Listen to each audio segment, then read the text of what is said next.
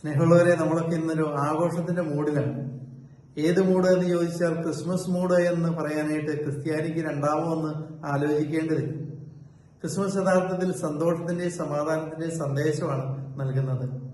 എന്നാൽ ഒരുപാട് ക്രിസ്മസ് ആഘോഷിച്ചിട്ട് നമ്മുടെ വ്യക്തിപരമായ ജീവിതത്തില്, കുടുംബത്തില്, സമൂഹത്തില് ഈ യഥാർത്ഥ സന്തോഷവും സമാധാനവും അനുഭവിക്കുവാൻ നമുക്ക് പറ്റിയിട്ടുണ്ടോ? എനിക്കൊന്ന് ക്രിസ്മസിന്റെ അന്തസത്ത ഉൾക്കൊണ്ടാൽ ഇത് സാധ്യമാകും എന്നുള്ളതാണ്.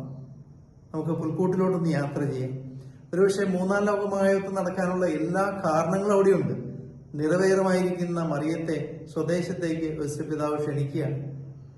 രാജവംശത്തിൽപ്പെട്ട തന്റെ ഭർത്താവിന്റെ കൂടെ പോയാൽ രാജകൊട്ടാരത്തിൽ തന്റെ കുഞ്ഞിന് ജന്മം നൽകാമെന്ന് ഒരുപക്ഷെ മറിയ സ്വപ്നം കണ്ടിട്ടുണ്ടാവും. പക്ഷെ കിട്ടിയതോ പുൽക്കൂട്.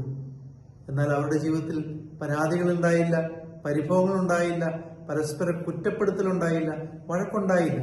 അവർ ചെന്ന സ്ഥലത്തെ അനുഗ്രഹമാക്കി മാറ്റാനും സന്തോഷവും സമാധാനവും അനുഭവിക്കാനായിട്ട് അവർക്ക് സാധിച്ചു. അത് സാധിച്ചത് ഉണ്ണീശോയുടെ സാന്നിധ്യമാണ്. നമ്മുടെ ജീവിതത്തിൽ ഇന്ന് പരിഭവങ്ങളും പരാതികളും കുറ്റപ്പെടുത്തലും വഴക്കുകളും സമാധാനക്കേടും സന്തോഷമില്ലായ്മയൊക്കെയല്ലേ? അത് മാറണമെങ്കിൽ